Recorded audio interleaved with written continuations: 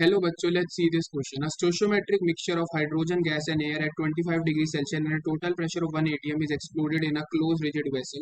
If the process occurs under adiabatic conditions, then using the given data, answer the question for that follow. Given CP1 is 8.3 calorie per degree per mole, CP2 is 11.3 calorie per degree per mole.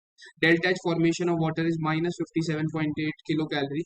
Take air as 80% nitrogen and 20% by volume. What will be the final pressure in atm? Option A 8.5, option B 7.6, option C 5.46 and option D 0.85। अब इस question को समझने के लिए पहले हमें कुछ important की कॉन्सेप्ट्स के ऊपर ध्यान देना होगा। हमारे पास क्या होगा, हाइड्रोजन गैस जो होगी वो एयर में जो ऑक्सीजन प्रेजेंट होगी उसके साथ रिएक्शन करके क्या बनाएगी, वाटर बनाएगी। हम सपोज कर लेते हैं let a moles of oxygen हमारे पास प्रेजेंट थे, वो हमारे पास 2a मोल्स ऑफ हाइड्रोजन के साथ रिएक्शन करके 2a मोल्स वाटर बनाएगी। हमें क्या दे रखा है, नाइट्रोजन इस टू ऑक्सीजन का रेशियो जो एयर में है वो 4:1 के इक्वल है। तो यानी अगर हमारे पास ऑक्सीजन के मोल्स a हैं तो नाइट्रोजन के मोल्स कितने के इक्वल हो जाएंगे, they will be equal to 4a। तो अब हमारा जो हाइड्रोजन और ऑक्सीजन है वो तो कंप्लीटली कंज्यूम हो जाएगा आफ्टर द रिएक्शन। अगर हम बात करते हैं बिफोर द रिएक्शन की, तो बिफोर द रिएक्शन हमारे पास क्या क्या प्रेजेंट होगा, हाइड्रोजन प्रेजेंट होगी, ऑक्सीजन गैस प्रेजेंट होगी और नाइट्रोजन गैस प्रेजेंट होगी। एंड आफ्टर द रिएक्शन अगर हम देखेंगे तो हमारे पास वाटर गैस प्रेजेंट होगी और नाइट्रोजन गैस प्रेजेंट। ठीक है, अगर अब हम यहाँ पे क्या सॉल्व करके लेके आते हैं, सबसे पहले हमारे को निकाल के लाना पड़ेगा what will be the final temperature after the reaction, that is the maximum temperature after the reaction. So हमारे पास क्या हो जाएगा, जो heat of formation of water है, heat of formation of water will be equal to the heat absorbed by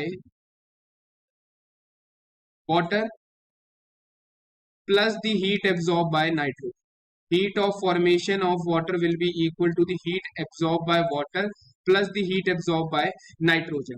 उसके लिए सबसे पहले हमें क्या पता करना है, एक और कंसेप्ट जिसके ऊपर हमें यहाँ पे ध्यान देना है, that is the CP value. CP value of water will be greater than the CP value of nitrogen, because water क्या है हमारे पास, ट्राई एटॉमिक स्पीशीज है, ठीक है, और नाइट्रोजन हमारे पास क्या है, डायटोमिक है। तो वाटर की डिग्रीज ऑफ फ्रीडम ज्यादा होगी as compared to the degrees of freedom of nitrogen.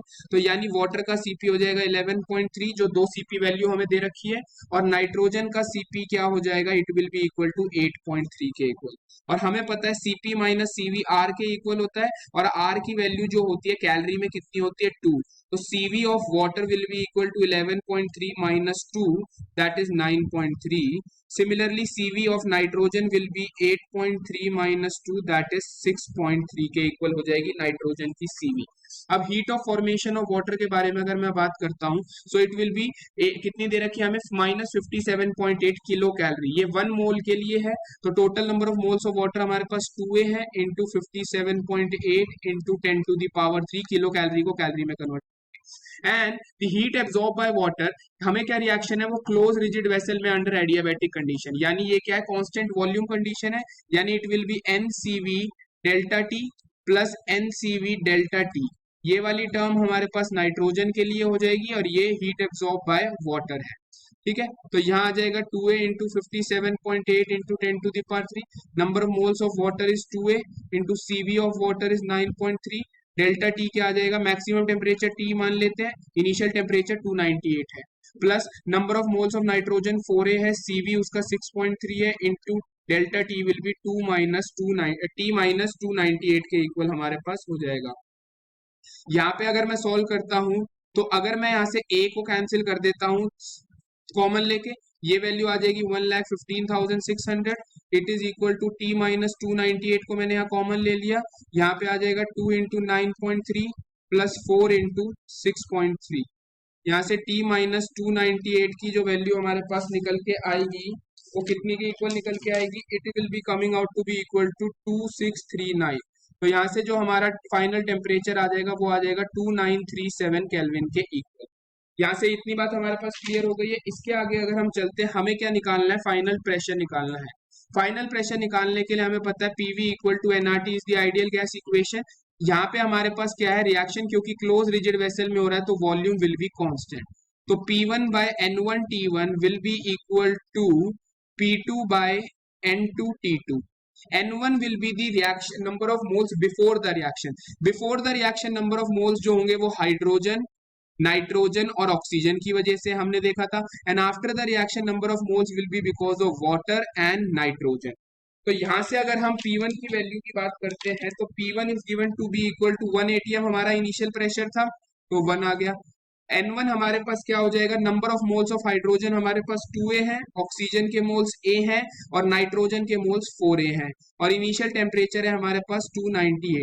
Similarly P2 हमें निकालना है. N2 हमारे पास हाइड्रोजन के वाटर के नंबर ऑफ मोल्स है हमारे पास 2a, नाइट्रोजन के 4a हैं, इनटू फाइनल टेम्परेचर है हमारे पास 2937 के इक्वल.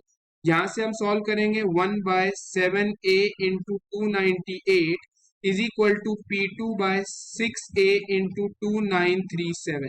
यहाँ से सॉल्व करने पे जो मेरा P2 फाइनल प्रेशर आएगा that will be equal to 8.5 atm. यानी हमारा करेक्ट आंसर क्या हो जाएगा, it will be option A. I hope you understood it well. All the best. Thank you.